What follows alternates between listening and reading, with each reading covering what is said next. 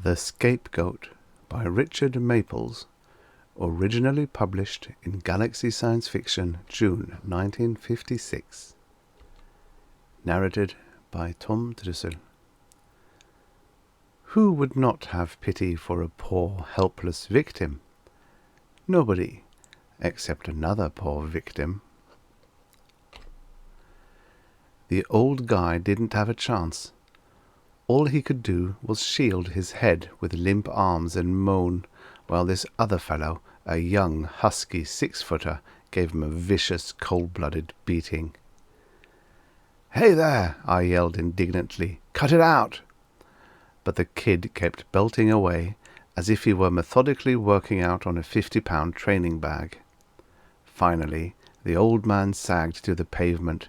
Then this hoodlum began to kick him. I'm not a hero. I'm a newspaper man whose job it is to look at things objectively, but I know right from wrong. My one punch caught the young bruiser back of the ear and spilled him on the ground. He lay there for a moment, then rolled over. Even by the streetlight it was easy to see his eyes were glassy. It gave me lots of satisfaction. I'm not a big man, just compact. But I take care of myself. I don't drink or smoke, and I exercise regularly. The result is I can handle myself in the clinches. The kid sat up and pushed himself unsteadily to his feet. I could see now that he was a college boy. The red sweater with a terry cloth border and the white pants with a shortened left leg were a dead giveaway. "Listen here," I said roughly. "You nuts, beating up an old man." He appeared to be desperately searching for an explanation, something to say. Then, abruptly, without having uttered a sound, he reeled away and shambled hurriedly down the street. My first inclination was to give chase, but the old man groaned and I turned to help him. That was when I had it, a virtual brainstorm. This whole episode, I could see, was a perfect answer to the damnable criticism levelled at my series on juvenile delinquency. More than that, it was an absolute vindication. Barely an hour ago, I'd had to sit at a meeting and take it on the chin from 20 of the town's leading lights who designated themselves the Committee for the Protection of Youth. The outfit was, of course, politically inspired. It had obviously been started by the mayor and his gang as a means of torpedoing Jones, the publisher of my paper. Jones, you see, had become politically ambitious himself. Since I was the star on Jones's team, they piled on me. Some of the nicer things said about my articles were that they constituted filthy muckraking, were a pattern of irresponsible lies, and were designed principally to smear the incumbent politicos. The children of the town, they cried, were being sacrificed to ruthless ambition. It wouldn't have been so bad if Jones had stuck by me, but he cut and ran. Discretion, he had whispered to me from behind a pudgy hand, was the better part of valour. Then he told them he would discontinue the articles. Now I had first-hand proof of a particularly brutal bit of delinquency. A cruel assault on a poor, helpless old man. Furthermore, I was the hero of the incident. Bending down to see how seriously the old man had been hurt, I asked, "What happened, Pop? Was he trying to rob you or something?" He didn't answer. I looked around for help, but the street was deserted. The best thing, I decided, was to take him home. There Nan, my wife, could patch him up while I found out what had happened. I bent down again and pulled him to his feet. He staggered. I put one steadying hand on his shoulder and gripped his wrist with the other. My spine went cold. It was his flesh. Not so much that it felt like rubber, but the chill. Here we were in the middle of a heat wave, the thermometer nudging 90, and the old guy's wrist is like an icicle. For a second it threw me. Then I thought of shock. That might explain it, and Nan, having been a nurse, would be the one to know. I started the old man walking. "See if you can make it to my house," I urged, It's just around the corner." Nan switched on the porch light when she heard us on the steps. Opening the door, she drew back with a little shriek. The old man was pretty gruesome looking at that, but it wasn't just his blood-covered face and matted white beard. There was something spiderish about him. He was angular and dark and skeletal. His eyes, deep-set and brooding, seemed to crouch under his shagging, jutting brows. "Take it easy, honey," I said. "The old guy just needs some patching up." She recovered quickly and helped him into the house. After we'd eased him into the easy chair by the fireplace in the living room, she turned to me, worried. "Were you in an accident?" I gave her the story, and she looked at me sharply, but didn't speak. She went into the bedroom and came back with blankets and medicine bottles. Tucking the blankets around the old man's legs, she said, "But I don't understand why you were walking. You went to the meeting in Jones's car. Why didn't he bring you back?" I didn't answer. The old man had closed his eyes, and his breathing was becoming very shallow. "Look at him," I said. "Is he all right?" "He's sleeping. Why don't you answer my question?" Jones didn't bring me home because I had words with him and walked away in a huff. "Over the meeting?" "Partly." I explained about the meeting and how Jones had backtracked when the going got rough. After all, it was his idea to build circulation with sensational articles and to use them to attack the present administration. But when there's a show done, he acts like a scared rabbit. And that's what I told him. "I'm glad," Nan said, her face brightening. "What did he say to that?" "He gave me a lot of bull about it being a mistake to pick on people's children, and how we should stick to old standbys like red light districts and dope trafficking." Nan slapped the iodine on the table. "Some nerve! What did you tell him?" I told him he was jerking the rug from under me, and that I'd be damned if I'd write a bunch of warmed-over tripe. Then I walked away. "You finally quit!" Until then, I don't think I'd ever realized just how much Nan hated my work. Of course, off and on, we'd really had some knockdown drag-outs, but I'd never considered them serious.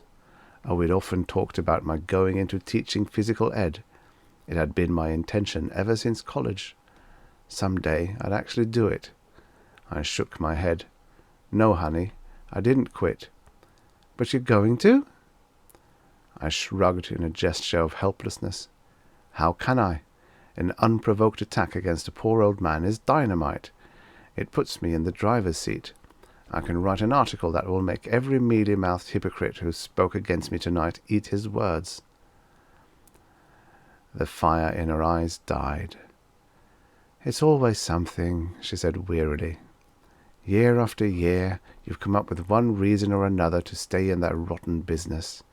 And what does it amount to? Mudslinging. I'm beginning to think you like it." She'd never come out so bluntly. And deep down, I felt my resentment pressing like the sharp edge of a coiled spring. Originally, getting into the newspaper game had been a sort of fluke.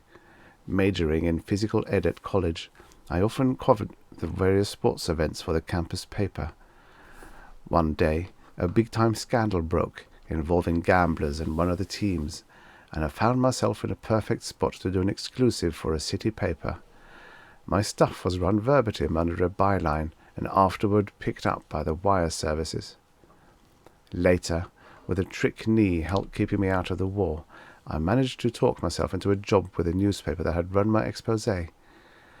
I was goaded by a feeling that I ought to be doing something bigger than teaching children how to play games. From the very start, I discovered I had a peculiar talent. If I found myself anywhere near a skeleton in the closet, I could plainly hear its rattle. Before long, my reputation was firmly established. Nan, whom I'd met at college, knew of my ambition to teach, and began planning towards that end as soon as we married. She started what she called a quitting fund. This was to stake a move to a small town where her uncle was principal of the high school. He was supposed to help me get a foothold in the new career. But then Tommy was born, and there were bills to pay. After that, there were other reasons, like car payments. By the end of the war, the teaching plans were no longer discussed, and Nan and I had drawn so far apart that even the bickering between us had ceased. Finally, when Tommy was about 10, she suddenly let me have it. It seems the kid was running around with a tough crowd. She wanted to get him away from the city. He needed the fresh air and the decent, normal home life of a small town, she said, and she meant every word of it. Luckily, Jones had come along right about then and offered me a job on his newspaper back in the old hometown. He had an idea he could drive the opposition paper out of business by featuring yellow journalism at the local level. That's where I came in. With my ability to make the news bleed, he figured he could cinch it. For that reason, he was willing to double my present salary. So I accepted. Nan, of course, was furious, even though I pointed out the extra dough meant we could start planning again. She didn't calm down until I promised to quit the job after 6 months. Yes, it was always something. She was right enough about that. But she had no right to make such an issue of things. I started to tell her that, then stopped. Maybe she was picking a quarrel to make me forget about the old man in the story. I threw a fast block into my resentment. "Honey," I said, "don't be unreasonable. Remember, this job with Jones was supposed to get Tommy away from the city, and the extra dough was all part of that big plan for the teaching business." "What plan?" she flared. "There never was a plan except to pamper your vanity. Big-shot Potter, the whiz-bang newspaper man. That's all you've ever been interested in." I had to take a deep breath to keep from yelling back at her. "You're not being very fair about this. I did it all with you and Tommy in mind." Her voice lowered. "Is that so? Well, how about the promise to quit in 6 months? We've saved the money. What marvellous thing do you have in mind for me and Tommy now?" That hurt. As a matter of fact, I've been quite enjoying this stint with Jones. My series on juvenile delinquency had just about doubled the circulation, and that gave me a deep sense of accomplishment. Then, too, writing the stuff against the mayor and the rest of the town's bigwigs, in keeping with Jones' political ambitions, nurtured a feeling of power that was very satisfying. Frankly, the meeting earlier that evening had set me down harder than I cared to admit. Now, with every chance for a comeback, Nan wanted me to pass. "Listen," I snarled, "so it's hot, so don't take it out on me." Her fists bunched, and the colour drained from her face. Knowing the signs, I could tell this was going to be a Lulu. But the door flew open, and Tommy came clumping through the hallway and into the front room. He's a big kid for his age, mentally and physically. He spotted the old man right away. "Golly," he breathed excitedly, "who's the creep?" "Never mind," Nan said quickly, recovering her composure. "He's had an accident. Just get some money from your father and go to the drugstore for more bandages. I'll need them." I gave him $1, and he ran out the kitchenway, slamming the back door so hard the whole house shook. The old man's eyes flickered open. He looked at me first, then at Nan. "Well," he said in a peculiar, muffled tone that suggested that he was speaking through an obstruction like a fencing mask, "isn't this cozy?" I immediately threw a lot of questions at him. His name, he said, was Ash. Just plain Ash. He couldn't remember any other name. He couldn't remember why he'd been beaten up, nor what had led up to it. He was very confused. He thought maybe it would all come back to him later. However, he did remember my rescuing him, and he appreciated that very much. Hearing him say so gave me a nice tingling glow. I invited him to stay for dinner, and he accepted. Nan objected. "There's only salad," she wailed. "It was too hot to cook." "Salad's fine," I told her. "Oh, Ted, please." "Listen here," I said coldly. "I've invited Ash to stay, and he's accepted. Why all the fuss?" She gave me a hurt look, turned, flounced into the kitchen. I started to follow, thinking I'd made a mistake in being so brusque. Then I thought, the heck with it. Let her take it any way she wanted. Sweat was plastering my shirt and pants to me like a skin diver's outfit. I needed a shower. I told Ash to rest easy and went into the bathroom. When I came out, Tommy had returned. He and the old man were busily gabbing. Nan, standing by the kitchen door, frantically signalled me to join her. In the kitchen, she backed me against the sink. "Get him out of here!" "Why?" I asked, startled. "There's something wrong with him." "Wrong? He gives me the willies." "It's just the heat," I scoffed. "If you must know, he leered at me while you were in the shower. It was awful." "Nan, do you think that kind of yarn is going to stop me from writing about what happened tonight?" "It won't, and you can make up your mind I'm keeping the job. When I get through with the people in this town, they'll know they've been dealing with Edward Potter." Tight-lipped, she went to the refrigerator for the supper. As soon as we'd sat down, Ash began to talk. He kept it up through the entire meal. He'd been everywhere and done everything, to hear him tell it. Tommy, listening bug-eyed, kept asking questions. It sort of got me. The hero of the affair, to my own son, was Ash. It was Nan who finally blew the whistle. "Mr. Ash," she said, her voice honed to a razor edge, "I'm sure Ted would be much more interested in knowing what led up to the fight tonight, or are you still confused?" There was a beat of 3 while he studied Nan carefully. Then he said, "It's quite apparent, Miss Potter, that you're absolutely no use for me. This shows discernment. Most likely, with a woman's instinct, you've hit upon at least part of the truth. Because of that, it might be wise to lay all my cards on the table, but I warn you, it will be hard to believe." "That," said Nan, leaning back with a gleam of triumph in her eyes, "I'll bet on." It was hard to believe, all right. So hard, in fact, that I thought he was just pulling Nan's leg. He said he'd come from another world, outside our solar system, where people existed in a kind of liquid state, bouncing about, for the most part like large water-filled bladders.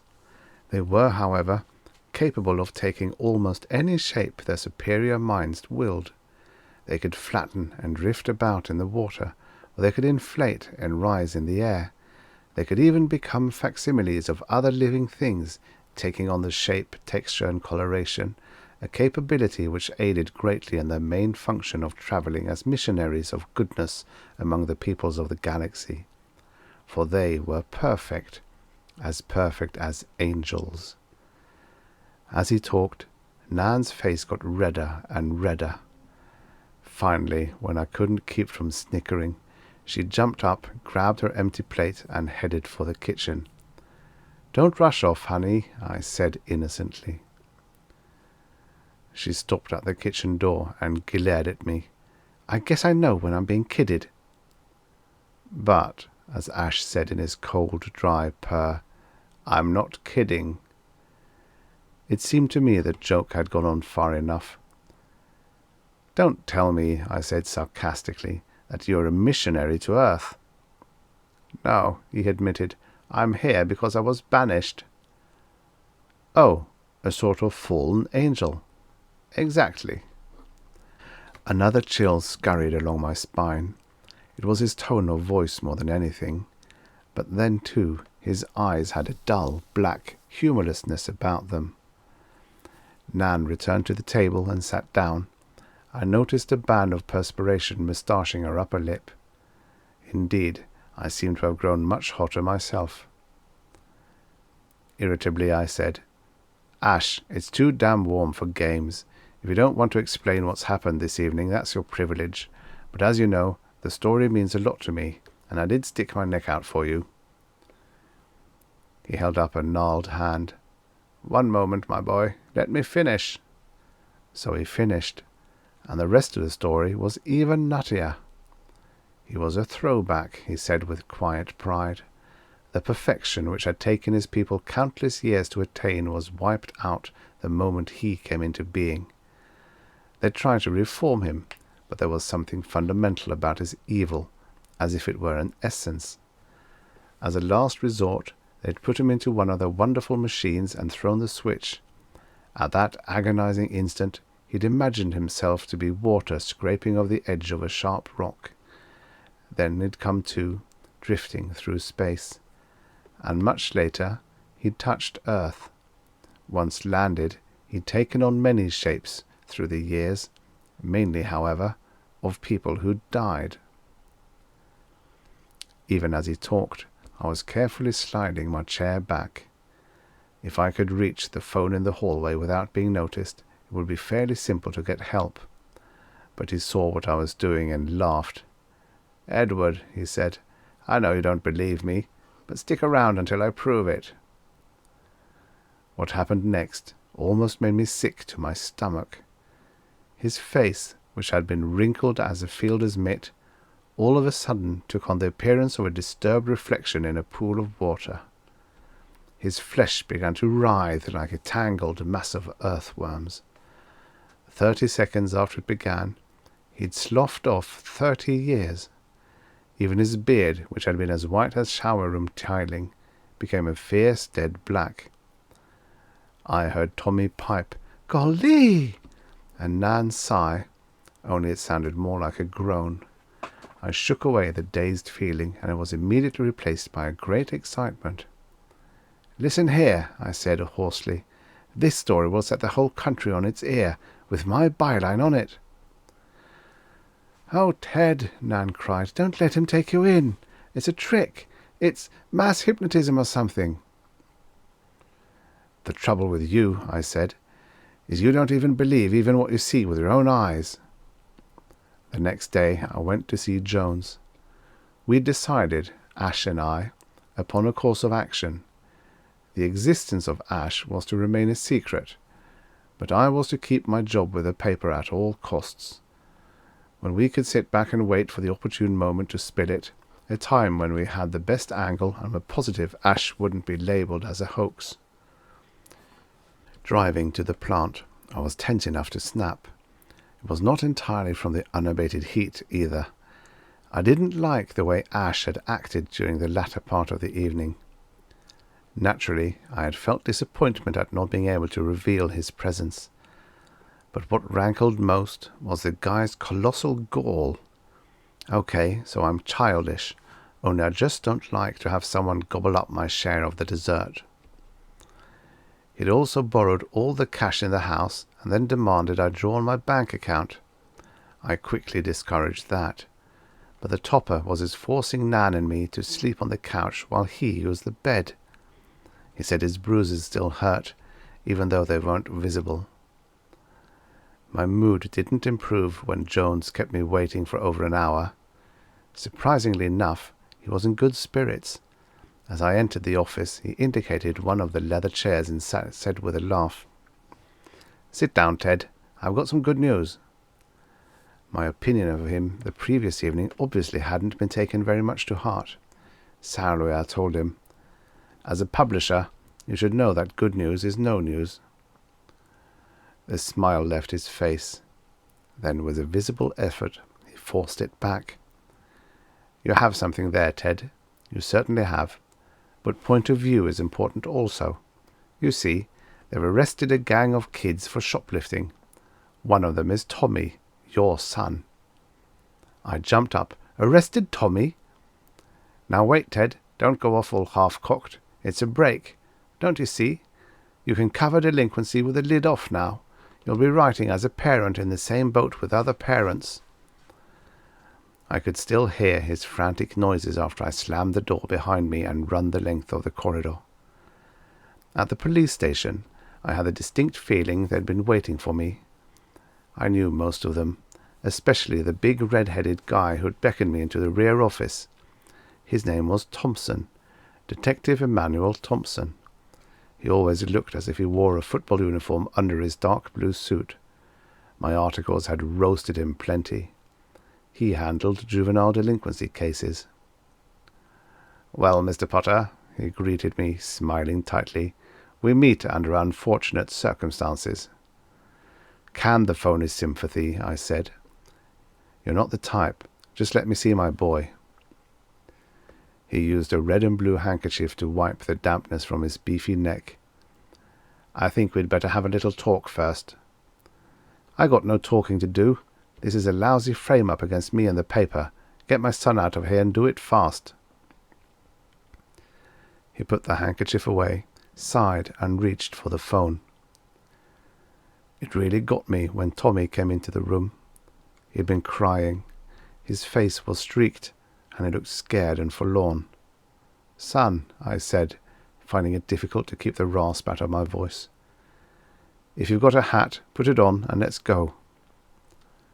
Thompson pulled out his handkerchief again and carefully lowered himself into the chair behind the desk. "You don't seem to understand, Mr. Potter. Your boy is in trouble. He's been identified as leading a gang of kids who spent most of the morning shoplifting in stores all over town." "That's bull," I said. "How could my boy do a thing like that? He's only 12. Who identified him anyway?" "The shopkeepers and the other members of the gang." For one awful moment I felt a great cavity of doubt. "Son," I asked, "what's all this about?" Tommy's face creased with fear and tears brimmed his eyes. "It was Ash," he quavered. "Ash?" "Yes. I told him about the gang." "Gang?" "The Red Skulls." "What the heck are you talking about?" "Some of the fellows got together and built a hut for a clubhouse over on the garbage dump. We call ourselves the Red Skulls. I was made leader. I'm called the Skullcap." "Why haven't I heard about this?" "You never asked, Dad. I tried to tell you one night, but you were hurrying to get that roadhouse on the turnpike. You said you had a big lead on juvenile delinquency." "Well, you certainly didn't try very hard," I said angrily. "What was this gang's purpose?" "Oh, different things. One of the fellows has a .22 and we hunt rats. Then—" "Go on." "That's all." "You started to say something else." He kicked at the floor. "Oh, gee." "Let's have it." "We smoked." "Smoked?" He nodded. "And what else?" "That's all, honest." Thompson said, "What about shoplifting?" "No," snivelled Tommy. "That was Ash. He wanted me to talk the gang into shoplifting, but I wouldn't. Then he changed himself to look like me and talked the fellows into it when I wasn't around. I only know about it because I ran into them after they'd been in a store." Thompson gave me a funny look. "Who's this Ash he keeps talking about?" I started to tell him. Then I got a sudden mental flash of how idiotic it would all sound. "The boy," I said evenly, "is beside himself because of all he's been through. It's time to call a halt to this farce. I'm going to hire myself some legal talent." He shrugged. "Suit yourself." Tommy grabbed my arm and cried, "Please don't leave me, Dad." I pulled away from him, feeling as if I'd dropped him off a cliff. Right outside the station I met Nan. She was pale and breathless. Jones had phoned the news. She wanted to go to Tommy immediately. I guided her to the car and pushed her inside. "Listen here," I said tensely. "For once, don't make a fuss. Just help me find Ash. He's the one who can free Tommy." She began to laugh. "That's a hot one," she gasped. "That's really a hot one." I shook her, thinking she was hysterical. She stopped laughing and swallowed hard. "Ash is home." "Home?" "Blind drunk, with a brand on his knee." I tramped so hard on the accelerator that it must have scraped the ground all the way home. Ash didn't hear me pull up to the house because the radio was going full blast. I hit the light switch in the hallway, and the brightness flared against the lengthening afternoon shadows, spotting him and the blonde on the living room couch. The blonde looked as if she'd come from a burlesque runway. Ash dumped her on the floor and staggered to his feet. He'd changed his appearance again. Now he looked a strikingly handsome 25. He came forward to throw a heavy arm around my shoulder. "Glad to see you, Ted," he mouthed. "Ran out of money. Must have more. Small loan." I put both hands on his chest and pushed. He stumbled back and thudded against the wall. "The police have picked up Tommy," I said flatly. "He's been charged with the shoplifting you did today." He sobered instantly. He jerked the blonde to her feet, booted her out, slammed the door, and came back to me. "Ted, I'm shocked to hear this. Tell me about it quickly. We must do something right away." The blonde had begun to howl and scream curses. I could hear doors and windows opening all the way down the street. "You monster!"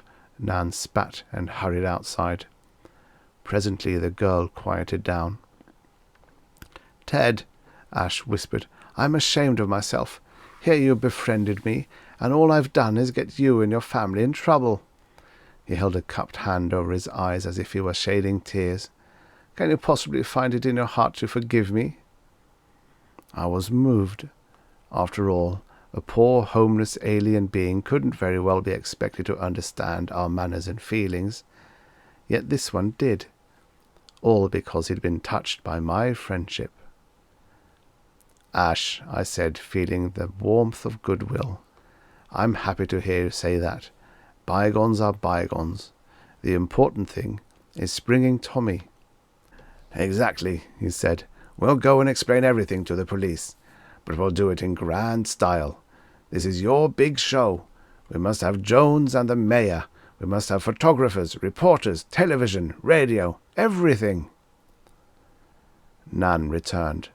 "The girl will be all right. She was just upset." "Honey," I told her excitedly, "we're about to stand the whole country on its collective ear. Ash is going to reveal his identity." Nan's face pinched into a look of disgust. "You mean you're trusting this creature again?" "Sure, honey. Anyone can make a mistake." "That's right," she exploded. "You're making one now. Oh, Ted, stop being such a fool." "Listen here," I said. "This is the last 2 minutes of the game. We're trying to score before the gun, and you start an argument." She began to blubber. Why must she always be so unreasonable? Why the constant bickering and tension and unhappiness? I was sick to death of it. I grabbed Ash's arm. "Come on," I said. "Let's go." Even outdoors, the air felt hot and clammy. I headed the car for the plant, figuring I could do my phoning from there as well as pick a crew. But on Main Street, Ash spotted a cab and made me stop. He said he'd better go on ahead. He thought things would work smoother that way. He could start the ball rolling on the release of Tommy, and I wouldn't be held up by having to tell people who he was. I drove on alone, but it was a mistake. People simply didn't believe my story about an alien being. In various ways and tones of voice, they all suggested I go home and sleep it off. In desperation, I went up to Jones's house, even though he'd already told me on the phone that he was in the middle of a dinner party. He came up close to me and sniffed my breath. "Don't worry," I told him. "I never touch it.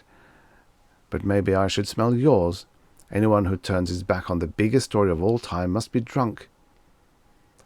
He jerked the cigar from his mouth and gave me a narrow-eyed, searching look. "Ted, I just hope for your sake this isn't some kind of a joke." 15 minutes later, we pulled up to the police station in a 3-car convoy with a big crew from the paper. I led the group inside, feeling the excitement grow in me. I marched up to the desk sergeant.